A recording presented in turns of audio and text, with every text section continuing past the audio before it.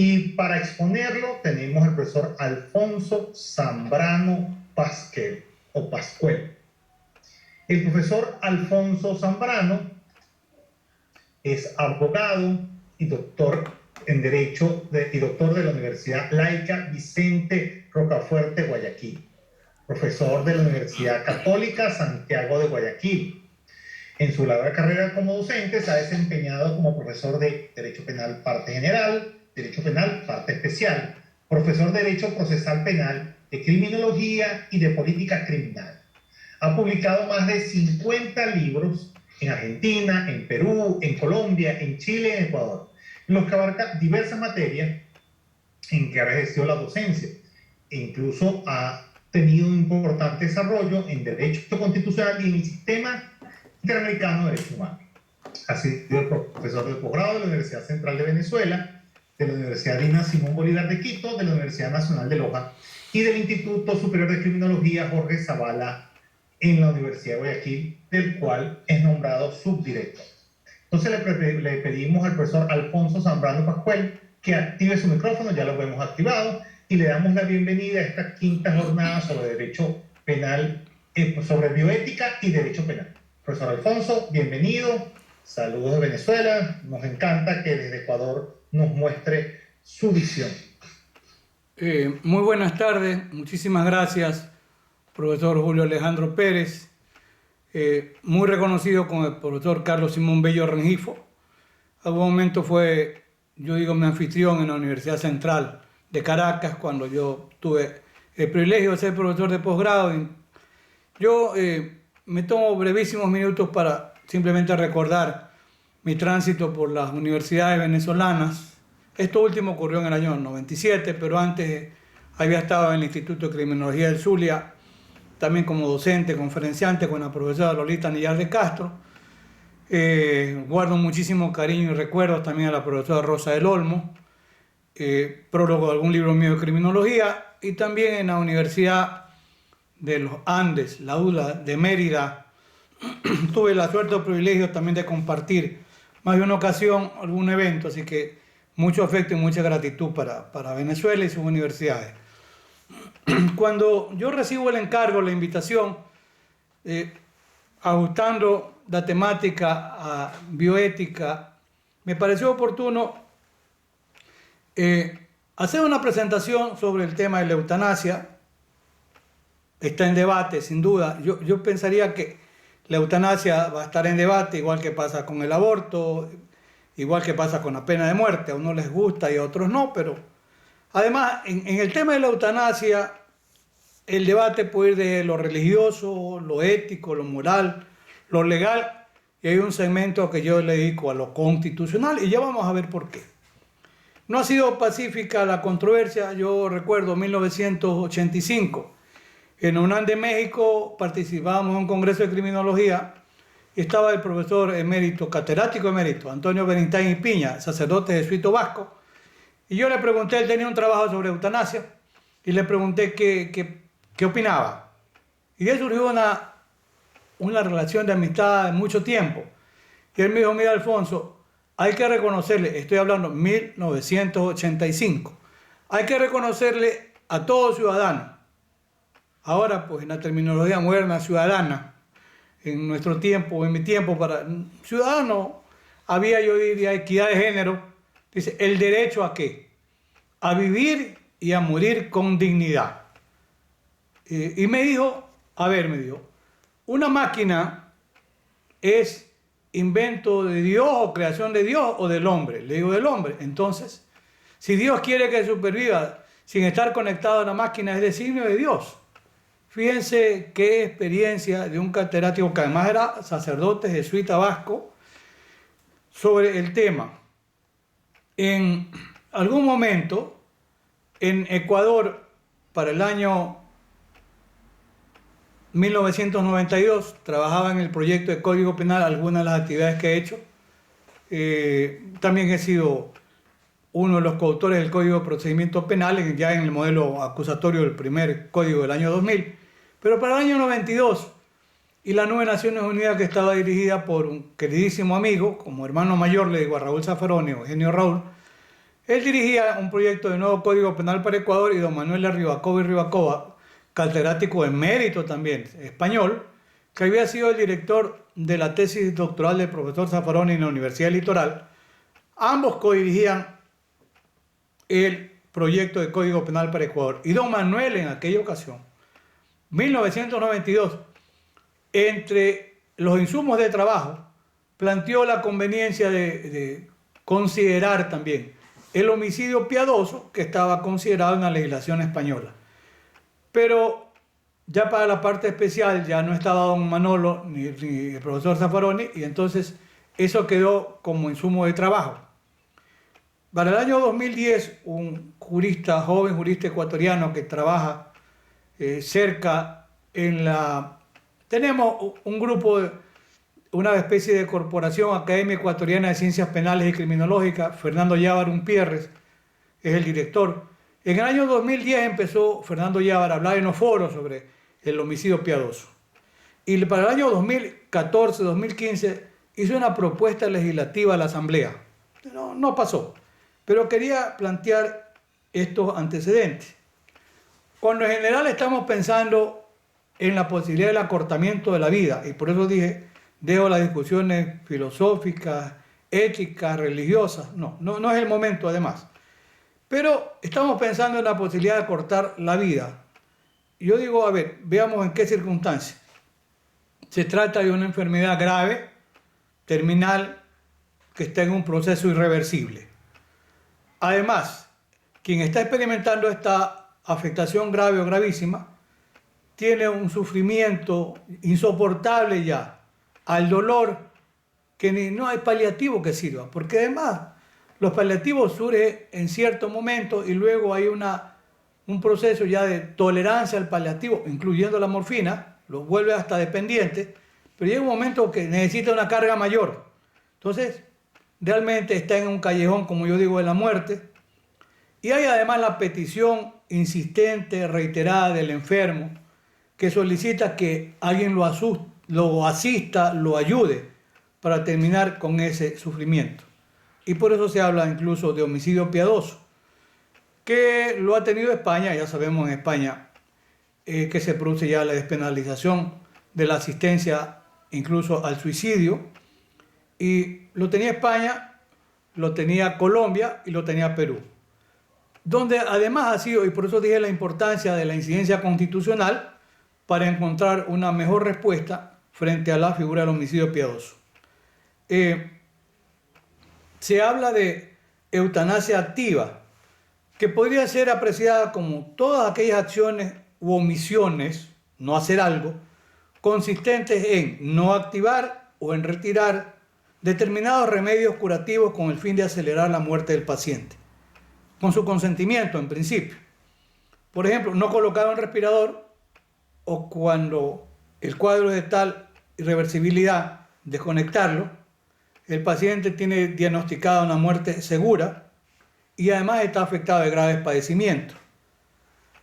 La eutanasia llamada pasiva significaría causar directamente la muerte del paciente o proporcionarle los instrumentos adecuados para que se la cause él mismo, con su consentimiento. A diferencia de la pasiva, que podría hacer, pues, no conectarlo, o si está conectado, desconectarlo.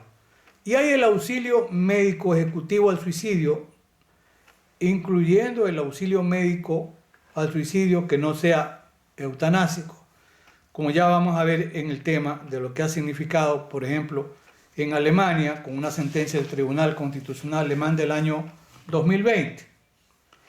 España, en este año 2021, es el cuarto país en Europa en aprobar la eutanasia. Sí, la discusión, sabemos, en el Parlamento fue de 202 votos a favor, 141 en contra, 2 abstenciones. Se reconoce el derecho de los enfermos en estados terminales y se empieza, incluso en esa propuesta de ley, convertida luego ya en marco normativo, a hablar de la muerte digna. Por eso recordaba yo al profesor Bernstein Piña. Se reconoce también allí la objeción de conciencia del médico, es decir, el médico no está obligado a hacerlo. La objeción de conciencia, como apreciamos luego también en el Ecuador en el caso del aborto despenalizado por violación, el médico puede decir yo no voy a participar, tengo convicciones religiosas, éticas, morales, etcétera, y no está obligado a hacerlo. Los otros países que han ido a legalizar la eutanasia activa, hay que recordar, Países Bajos, Holanda en el año 2002, Bélgica en el mismo año, pocos meses después, y Luxemburgo en el año 2009. Canadá presenta una característica, la llamada asistencia médica para morir. Fue legalizada junto al suicidio asistido. ¿Cuándo ocurre esto? En el año 2016. Nueva Zelanda presenta una situación interesante porque sometió la eutanasia a un referendo. Es decir, el pueblo decida. En elecciones generales a finales del año 2020 y fue aprobada por el referendo. Es decir, la democratización de una decisión tan importante. Hay que tomar en consideración esta tendencia al suicidio asistido. A ver, en principio se dice la eutanasia directa o activa está prohibida, pero hay regulaciones que permiten otras formas de muerte compasiva, como también se llama. El suicidio asistido, el personal de salud entrega los medicamentos ¿para qué? Para terminar su vida al paciente que debe tomarlos por sí mismo. Esta práctica es legal en Alemania, Suiza, el estado australiano de Victoria y en Estados Unidos, California, Colorado, Hawái, Maine, New Jersey, Oregon, Vermont, Washington y también en el Distrito de Columbia. Veamos la importancia que el constitucionalismo ha tenido en este tema de la eutanasia. Yo diría en términos futbolísticos, Colombia da el puntapié inicial. Hay dos sentencias de la Corte Constitucional de Colombia del año 1992 y otra de 1996. Interesante destacar que un gran constitucionalista como el profesor Eduardo Cifuentes Muñoz es el magistrado ponente en ambas sentencias. Porque Colombia tenía el homicidio piadoso. Y esta sentencia, ¿qué es lo que hacen? Determinan, reconocen también el derecho a la dignidad de la persona. Cuando se trata de enfermos terminales, se hace referencia al homicidio por piedad y al consentimiento del sujeto. En Colombia incluso se ha debatido la necesidad de que estuviese esto debidamente regulado, pero en todo caso es un tema que ya la Corte Constitucional, yo coincido, un distinguido profesor, y yo te digo, uno de mis maestros en Derecho Constitucional, profesor de la UNAM, Miguel Carbonell, él decía, mira, una de las cortes constitucionales más importantes, él decía la más importante, es la Corte de Colombia. Yo le decía que el Tribunal Constitucional peruano también es de muy buena calidad. Y yo me atrevería a decir, por las razones que luego también explicaré, que Ecuador hoy tiene una excelente Corte Constitucional. Entonces, ya en Colombia se utiliza en las sentencias el concepto de la muerte digna, que implica la abstención de tratamiento en casos extremos. Ya no hay esperanza de recuperación. Por eso dije el puntapié inicial. Para el caso latinoamericano, es interesante en el Perú, un caso muy emblemático que se sigue discutiendo, el de la señora o señorita Ana Estrada Ugarte. Ella tenía una enfermedad con un proceso degenerativo, ¿verdad?, que le estaba produciendo una situación de desvalimiento total. Hasta yo recuerdo, hay una entrevista que es interesante verla, porque ella tenía plena lucidez y explica la serie de afectaciones que se van produciendo con el transcurso del tiempo a su motricidad, de ir perdiendo la posibilidad de movilizarse, de ir perdiendo la posibilidad de tener la autogestión hasta ingerir alimentos. Y entonces ella dice, yo necesito acortar este sufrimiento que es para mí y que es para mi familia. Pues bien, en el Perú, la Defensoría del Pueblo, en febrero del año 2020, postula una demanda de amparo. Diciendo, tiene derecho a la muerte digna. Y por eso hablaba del constitucionalismo en el tema de la eutanasia. Porque, ¿qué dice la Corte que tiene que tramitar el amparo? Es una sentencia del 22 de febrero del año 2021. ¿Qué es lo que resuelve? Primero, declara fundada la demanda que interpone la Defensoría del Pueblo. Y dice porque Perú tenía el homicidio piadoso en el artículo 112 del Código Penal. Entonces resuelve la Corte, dice, se inaplica el artículo 112 del Código Penal vigente para el caso de doña Ana Estrada Ugarte, por lo que los sujetos activos no podrán ser procesados, porque el tema está en que los médicos decían nos van a procesar por homicidio piadoso. Entonces no podrán ser procesados siempre que los actos tendientes a su muerte en condiciones dignas se practiquen de manera institucional y sujeta al control de su legalidad en el tiempo y oportunidad que lo especifique, en tanto ella no puede hacerlo por sí misma. Aquí surge lo que se llama también el testamento vital. Es decir, antes de que esté en situación de invalidez total, ¿verdad?, emite su testamento para que sea cumplido. Dice, si yo no puedo, por favor que se cumpla mi testamento. Entonces autorizan poner fin a su vida a través del procedimiento técnico de la eutanasia. Expresamente lo dice la Corte Constitucional de Perú. Mediante la acción de un médico de suministrar de manera directa, oral o intravenosa un fármaco destinado a poner fin a su vida, a otra intervención médica destinada a tal fin, ambas instituciones independientemente deberán conformar sendas comisiones médicas interdisciplinarias con reserva de la identidad. Pero aquí remarco algo interesante. Se pretendía, y eso quería la Defensoría del Pueblo, que la Corte Constitucional estableciera mediante una sentencia vinculante el derecho a contar con la asistencia autorizada constitucionalmente para la muerte asistida. Entonces, esa parte, dijo la Corte Constitucional, se declara improcedente la pretensión de ¿qué? De que se ordene al Ministerio de Salud que cumpla con emitir una directiva que regule el procedimiento médico para la aplicación de la eutanasia para situaciones similares a la de la señora Ana Estrada. O sea, dijo, para este caso sí y no para todos los casos. Y cuando nosotros revisamos la información para este tema, nos encontramos incluso, por ejemplo, que en el caso de Holanda, pues existe una unidad médica que una vez que recibe el reporte va a visitarlo, es decir, va a una unidad médica hospitalaria a la casa. Y una vez que se aprueban los protocolos, le suministran una sustancia primero para producirle un sueño profundo. Y luego le aplica una inyección para paralizarle las funciones cardíacas. Así sucede en Holanda.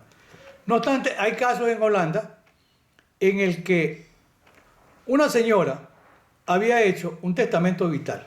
Y esto es importante, interesante además. En el testamento vital había dicho que si ella llegaba, porque ella tenía un Alzheimer en comienzo, si llegaba un momento en que tenía que internarla en un hospital para tratamiento de Alzheimer, ella prefería que se acorte su vida. Pero sucede que en este caso, la señora va a un hospital para tratamiento de Alzheimer, pero la señora no estaba en condiciones de ratificar. Estoy entendiendo que así decía el testamento vital que debía ratificarlo. Pero sucede que ya no estaba en condiciones de ratificarlo. La doctora, la geriatra, asumió que como no estaba en condiciones y había su testamento vital, en todo caso, le siguió aplicando la eutanasia, el derecho al buen morir o a morir con dignidad.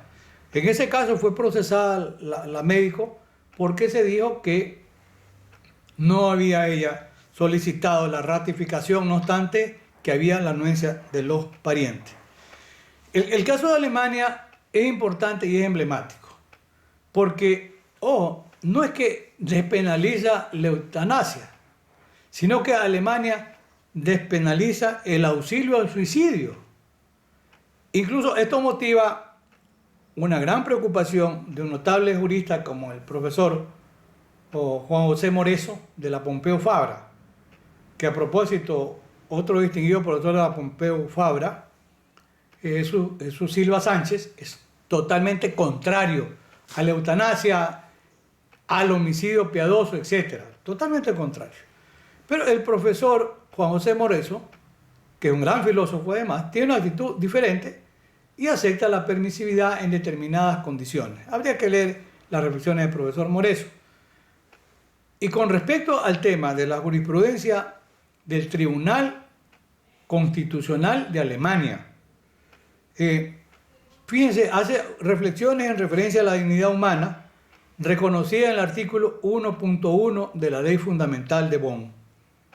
Y dice, la dignidad humana es intangible, respetarla y protegerla es obligación de todo poder público. Y el artículo 2.1 de la Ley Fundamental de Bonn dice, toda persona tiene el derecho al libre desarrollo de su personalidad, siempre que no viole los derechos de otros, ni atente contra el orden constitucional o la ley moral. De esto se deriva un derecho constitucional de las personas adultas y con plena capacidad de obrar y de disponer de la propia vida. Es impresionante porque no era un caso de asistencia al suicidio por una enfermedad grave o terminal, simplemente de asistencia al suicidio. Incluso considera inconstitucional la disposición del Código Penal que sancionaba el auxilio al suicidio. Y en la parte que quiero destacar, que dice que se infiere del fallo de la Corte, Tribunal Constitucional Alemán, la dignidad humana funda un amplio derecho a la autonomía personal y al libre desarrollo de su personalidad. 1.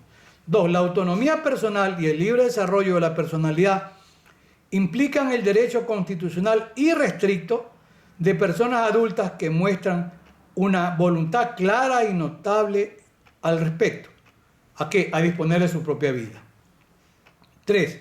Si alguien tiene un derecho constitucional, su derecho no puede ser limitado más que por medidas razonables que pasen el test de proporcionalidad. 4. Impedir el auxilio ejecutivo al suicidio es una medida irrazonable y no proporcional. Entonces, ¿de esto qué concluimos?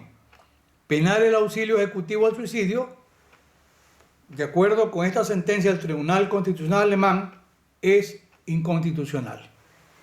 Es interesante porque utiliza en este caso el test de proporcionalidad, sabemos que es de autoría del profesor Robert Alexis, filósofo de la escuela de Kiel, que tiene no solo en Alemania, porque está evidenciado con este caso, en España, en el Sistema Interamericano de Derechos Humanos, en el caso Kimmel versus Argentina del año 2005, que era un tema relacionado, sí, con derecho a la libertad de información y de expresión, pero que es interesante porque allí se utiliza el test de proporcionalidad, partiendo de ¿qué? De la legalidad, de la idoneidad, de la necesidad y de la proporcionalidad. Pues bien, este test lo aplica el Tribunal Constitucional Alemán. Incluso al profesor Moreso le preocupa un tanto lo siguiente. Dice el profesor Moreso, España es muy seguidora primero de la jurisprudencia alemana y además en España la Constitución de 1978, que es una gran constitución, sigue mucho los lineamientos de esa famosa constitución, la Ley Fundamental de Bonn, de Alemania.